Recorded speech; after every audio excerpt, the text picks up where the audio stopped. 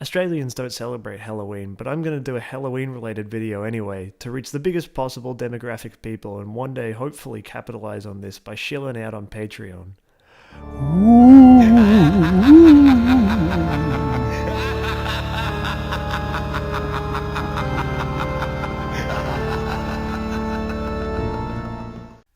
One thing that has always interested me about horror games is how universally praised they are.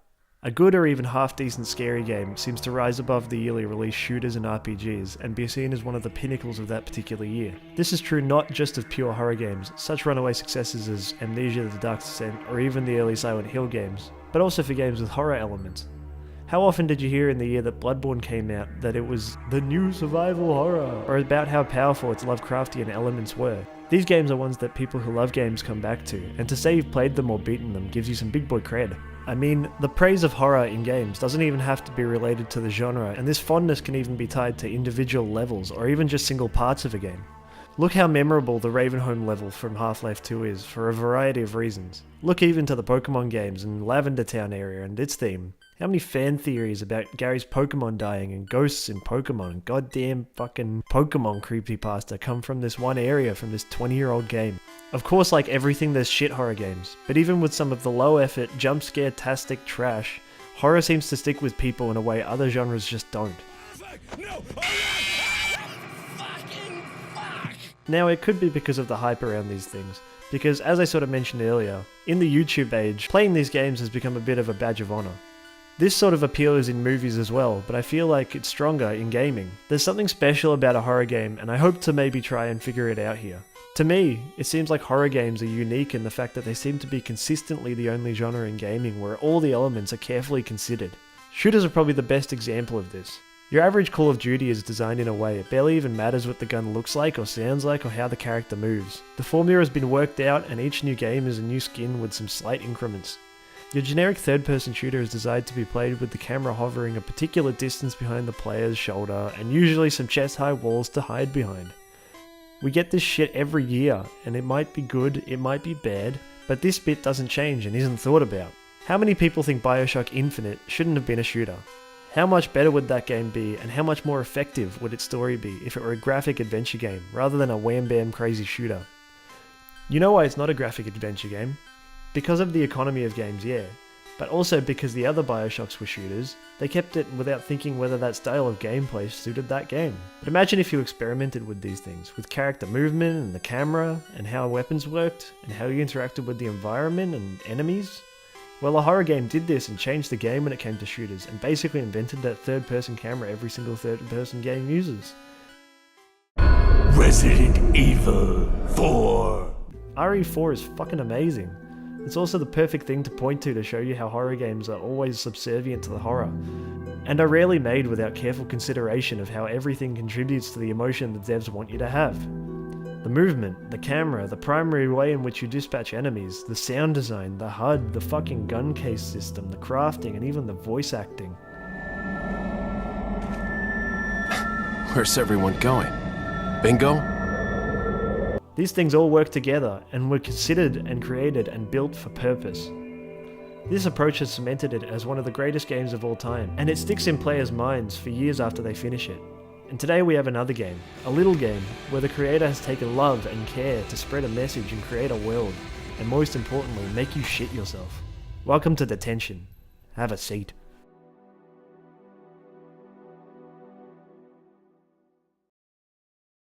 Detention is a Taiwanese horror game which came out at the start of 2017. It is set during the period of the 1960s where Taiwan was under martial law and was actively suppressing political dissidents. But the majority of the game takes place in a school during a typhoon, and not everything is as it seems.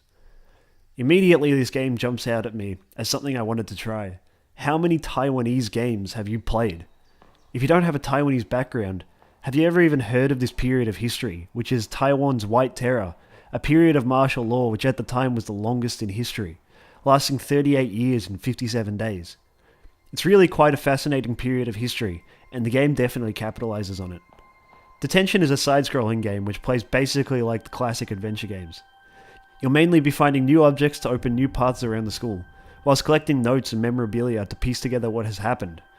as all the teachers and students seem to have gone missing and the typhoon has destroyed the roads out of the school. That's pretty much it in terms of gameplay. However, the school also seems to be inhabited by creatures from Taiwanese mythology, and you deal with them by holding your breath or making a food offering, seeing as conflict isn't an option. When it comes to scares, this game's strength is in its sound design. Like a lot of great horror games, dealing with enemies is the least of your worries, and the actual supernatural creatures of the game are a grand payoff for the incredible tension built up by the music and ambience. Wind rustles, your footsteps are heavy, the sound of the school creaking from the typhoon. These things all come together to give you a real sense of dread. A cute little touch is that because of the side-scrolling nature of the game, you can't see everything that's in front of you, but you'll know when a creature is approaching because of the horrible noises they make as they roll up on you.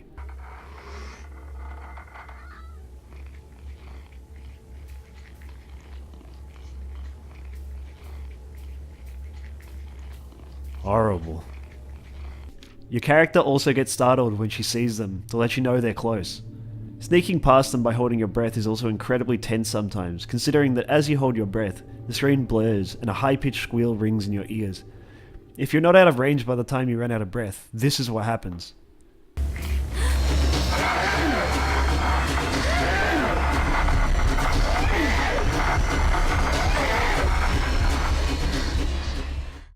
Even though the sound design in this game is fucking creepy most of the time, I actually really do enjoy the soundtrack. A lot of it is very ambient, but some of it has a fantastic punchiness to it. I genuinely really like the music from the launch trailer. It feels like something by Godspeed You, Black Emperor.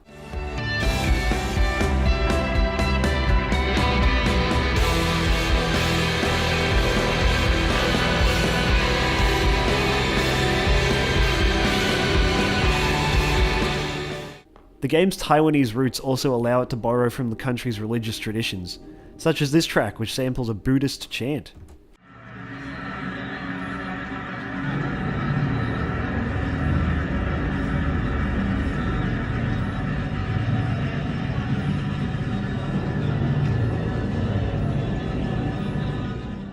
All of this together really gives the game a personality unique unto itself, and creates a soundtrack that is incredibly emotional, even if a lot of the time that emotion is shit your pants fear. The art style really helps this feeling. The characters' pale skin and the dark moody backgrounds give this game an incredibly dark atmosphere, and mean that even in moments of respite from the tension, the game maintains its somber mood. The martial law was horrible, and tense, and dangerous, so it makes sense that a story about this event is as dark as this. The muted tones also mean that when colour and light are used, they are striking and immediately jump out at you. Take the save points in this game. They're altars that glow a vibrant warm red. When used, a light fills the screen, and a chime plays.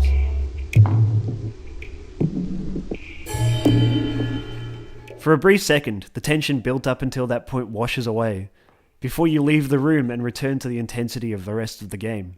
The environments of the game feel real and lived in, with that washed out feel to a lot of the main areas. Even the character designs of the game are fantastic, with the main characters always feeling surreal in appearance.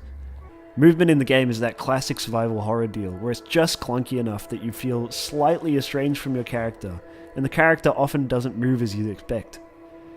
Whenever the topic of horror comes up, the people that say they aren't into it generally have one thing in common. They don't like jump scares. I also hate jump scares. If something uses primarily jump scares to create its fear, my relationship with that movie or game is over. My favourite horror movie, Funny Games, doesn't have any jump scares at all, or supernatural creatures, but the performances of the characters and the direction of the film always leave me emotionally fucked for a few hours afterwards, and the film can really haunt you. This is what I look for in horror, something that can scare you without cheap frights. But good news to anyone out there that's like me, this game is jump scare free, except for one bit, but it's not so bad. The majority of this game's scares come from the way it uses tone and tension. The incredible story the game tells is fittingly dark and helps you vicariously understand in at least some small way what it was like to be a part of this system of martial law. You can find Detention on Steam for $12, and I would highly recommend picking it up. It's one of the most interesting stories I've seen in a game in a while, and doesn't ignore the unique storytelling abilities of gaming, and rather really makes you feel like this story couldn't be told any other way than through that of a game. I loved every minute with Detention, and cannot recommend it enough. Give it a go.